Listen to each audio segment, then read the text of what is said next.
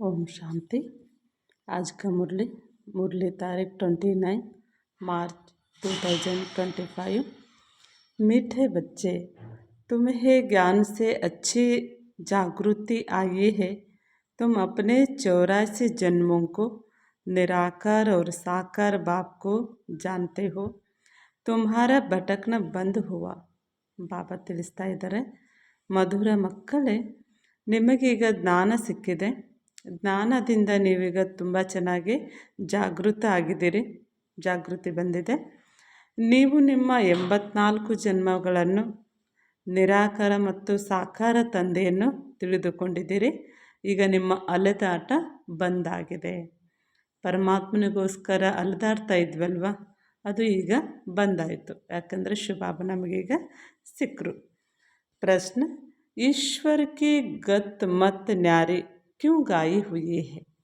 ಬಾಬಾ ಪ್ರಶ್ನೆ ಕೇಳ್ತಾ ಇದ್ದಾರೆ, ಈಶ್ವರನಿಗೆ ಗತ್ ಮತದಿಂದ ನ್ಯಾರ ಆಗಿದ್ದಾನೆ, ಭಿನ್ನ ಆಗಿದ್ದಾನೆ ಅಂತ ಯಾಕೆ ಹೇಳ್ತಾರೆ, ಯಾಕೆ ಗಾಯನ ಮಾಡಲಾಯಿತು? ಉತ್ತರ, क्योंकि वह ऐसे मत देते हैं जिससे तुम ब्राह्मण सबसे न्यारे बन जाते हो. ಫಸ್ಟ್ ಪಾಯಿಂಟ್ ಇದು. ಬಾಬಾ ಉತ್ತರ ಹೇಳ್ತಾ ಇದ್ದಾರೆ.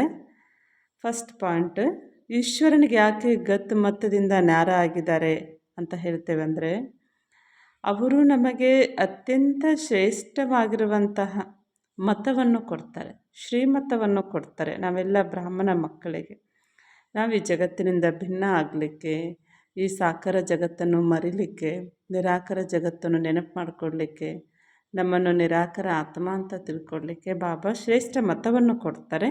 ಆದ್ದರಿಂದ ಬಾಬನಿಗೆ ಗತ್ ಮತದಿಂದ ನ್ಯಾರ ಅಂತ ಹೇಳ್ತೇವೆ. ತುಮ್ ಸಬ್ಕೆ ಏಕಮತ ಹೋ ಜಾತೆ ಹೇ. ಬಾಬಾ ಕೊಡೋ ಒಂದು ಶ್ರೀಮತದಿಂದ ನಾವೆಲ್ಲರೂ ಒಂದೇ ಮತದವರು ಆಗ್ತೇವೆ. ಸೆಕೆಂಡ್ ಪಾಯಿಂಟ್, ಈಶ್ವರ ಹಿ ಹೇ ಜೋ ಸಬ್ಕಿ ಸದ್ಗತಿ ಕರ್ತೆ. ಈಶ್ವರನೇ ಎಲ್ಲರಿಗೂ ಸಹ ಸದ್ಗತಿಯನ್ನು ಕೊಡೋದು. ಪೂಜಾರಿ ಸೆ ಪೂಜ್ಯ ಬನಾತೆ ಹೇ, ಇಸ್ಲಿಯೇ ಉನಕೆ ಗತ್ ಮತ್ ನ್ಯಾರೆ ಹೇ. ಬಾಬಾ ನಮ್ಮನ್ನು ಪೂಜಾರಿಗಳಿಂದ ಪೂಜ್ಯರನ್ನಾಗಿ ಮಾಡ್ತಾರೆ. ಸೊ ಬಾಬನಿಗೆ ನಾವು ಗತ್ ಮತದಿಂದ ನ್ಯಾರ ಆಗಿದ್ದಾರೆ.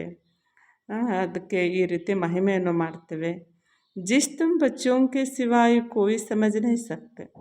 ಇದನ್ನು ನೀವು ಮಕ್ಕಳನ್ನು ಬಿಟ್ಟರೆ ಜಗತ್ತಲ್ಲಿ ಯಾರೂ ಸಹ ತಿಳ್ಕೊಡ್ಲಿಕ್ಕೆ ಸಾಧ್ಯ ಇಲ್ಲ ಅಂತ ಹೇಳ್ತಾರೆ ಬಾಬಾ. ಧಾರಣೆ ಕೆ ಲಿಯೆ ಮುಖ್ಯ ಸರ್. ಫಸ್ಟ್ ಪಾಯಿಂಟ್,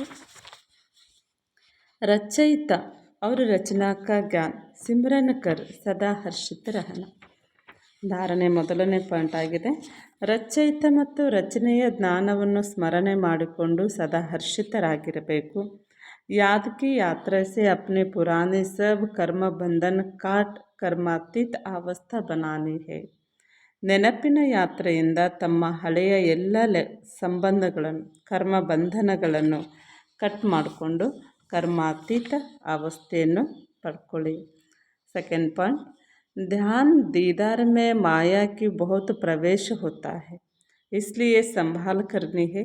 बाप को समाचार दे राय लेनी है, कोई भी भूल नहीं करनी है. ಬಾಬಾ ತಿಳಿಸ್ತಾ ಇದ್ದಾರೆ, ಈ ಧ್ಯಾನ ಮಾಡೋದ್ರಲ್ಲಿ ನಾನು ಧ್ಯಾನಕ್ಕೆ ಹೋಗಿಬಿಡ್ತೇನೆ, ಒಂದೆರಡು ದಿನ ಹಾಗೇ ಕಣ್ಣು ಮುಚ್ಕೊಂಡು ಕೂತ್ಕೊಂಡ್ಬಿಡ್ತೇವೆ ಅಂತೇನು ಹೇಳ್ತಾರೆ, ನಾನು ಧ್ಯಾನ ಮಾಡ್ತೇನೆ ಅಂತೇನು ಹೇಳ್ತಾರಲ್ವ, ಅದರಲ್ಲಿ ಮಾಯೆ ಬಹಳ ಪ್ರವೇಶ ಆಗ್ತದೆ. ಆದ್ದರಿಂದ ನಿಮ್ಮನ್ನು ನೀವು ಸಂಭಾಲನೆ ಮಾಡಿಕೊಳ್ಳಿ. ಏನೇ ಇದ್ದರೂ ಸಹ ತಂದೆಗೆ ಸಮಾಚಾರವನ್ನು ಒಪ್ಪಿಸಿ ಮತ್ತು ತಂದೆಯಿಂದ ಸಲಹೆ ತೆಗೆದುಕೊಳ್ಳಿ. ಯಾವುದೇ ತಪ್ಪನ್ನು ಮಾಡಬೇಡಿ. वरदान, आज का वरदान है, अपनी शुभ भावना द्वारा निर्बल आत्माओं में बल भरने वाले सदा शक्ति स्वरूप भव. ಬಾಬಾ ವರದಾನ ಹೇಳ್ತಾ ಇದ್ದಾರೆ, ನಿಮ್ಮ ಶುಭ ಭಾವನೆ ಮೂಲಕ ನಿರ್ಬಲ ಆತ್ಮಗಳಲ್ಲಿ ಬಲ ತುಂಬುವಂತಹ ಸದಾ ಶಕ್ತಿ ಸ್ವರೂಪ ಆಗಿರಿ. ಸೇವಾಧಾರಿ ಮಕ್ಕಳು ಅಂತಂದರೆ ನಿರ್ಬಲ ಆಗಿರುವಂತಹ ಆತ್ಮಗಳಿಗೆ ಒಂದು ಶಕ್ತಿಯನ್ನು ತುಂಬಿಸುವಂಥವ್ರು ಆಗಬೇಕು ಅಂತ ಬಾಬಾ ತಿಳಿಸ್ತಾರೆ.